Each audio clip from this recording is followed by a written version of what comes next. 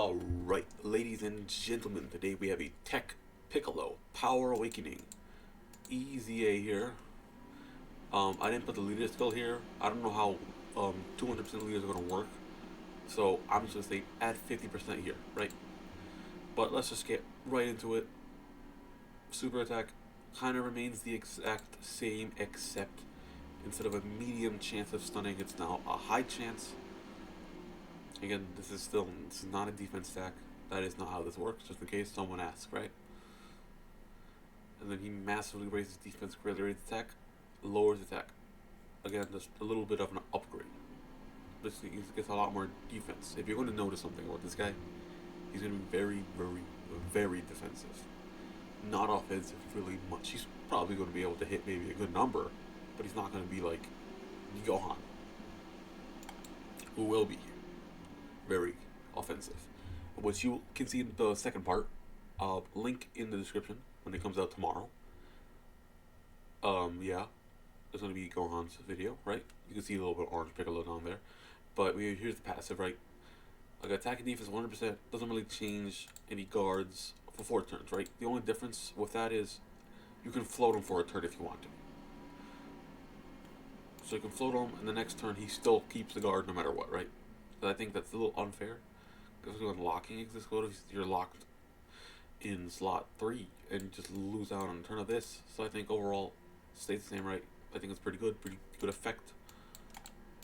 It goes from attacking defense to 200%. He gets 2 key and gets 40% damage reduction instead of the 20%. So he's a lot better already. He gets some extra stats. Now for received, he gets attack and defense 77% up to 200% attack, right? Last time he had only 30% to 150. Still gonna get hit a few times, but ultimately it's still to be quicker. It's gonna be a lot better, and I think it's gonna be a lot easier. Especially since However, right here is because he receives after receiving or evading an attack, he gets 3 key for the turn. All allies get 30% attack for the turn. He gets 10% damage reduction per attack received or evaded, up to 20% in the turn. I actually forgot to put that here. In the turn. So he builds up, so he gets 40, he builds up to 60 up here. So 60% in a turn at the start, right? And then slot 1, no matter what, he's always going to guard. He's going to get 200% defense when receiving an attack, and he's going to get a high chance of dodging supers. He's a slot 1 character in his definitive. And he's really not going to want to be out of slot 1, which you could say is a little weird design, and there is some weirdness. He could still get out of it. Like, yeah, he loses out 200% defense, and he's going to lose guard. But I mean, he's still going to eventually, he's going to get post super attack buffs. These are going to hit me hard. The build up, and ultimately this can go up to 20% as well. And he's probably going to be a very easy full dodge character. So, yeah. Speaking of HP, another thing is HP is 70% or less at the start of the character's attacking turn. So technically, at turn 1, he can get an extra 20%. So in slot 1, without receiving any attacks, he's already going to be at 60% damage reduction. He can go up to 80. This 80% damage reduction right here is really what's going to make him able to like float if you want to float him off later in the fight, instead of keeping him on rotation slot 1. I don't think why you would do that, because I mean, he's going to give this to everyone who's in slot 1 because he's going to be always going to be the one taking the attack first. He gets 3 key and 30% attack, and then always. So I think ultimately what he is a very good slot 1. He's going to be a perfect slot 1 for the character who's going to be a slot 2 in the next part. But of course, there's still orange mode we have to go to. Another thing, it's a lot. Before I do that though, his condition was so much worse.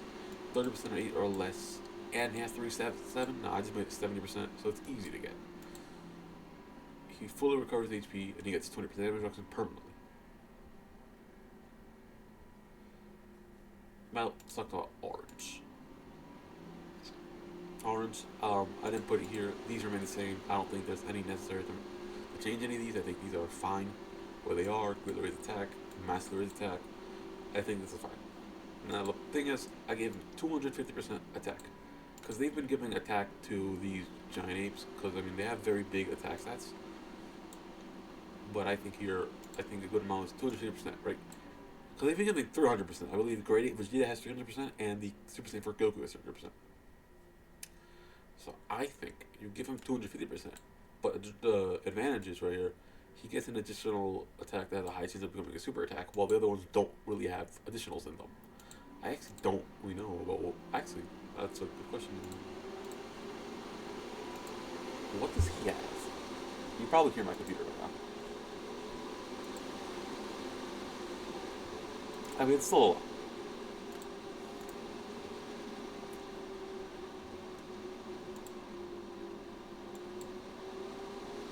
still a lot, right? You get a lucky perform critical hit. He doesn't perform a critical hit. Instead of he gets an additional chance of super attack and less overall attack. Gets the more key here though. So ultimate and the thing is this will not last as long as like this one usually. This 2 to 3 turns of this. This is gonna be very long, but it's gonna be very long. That's the thing though. This thing is gonna be hard hitting right here, because and he lasts like 18 different billion turns.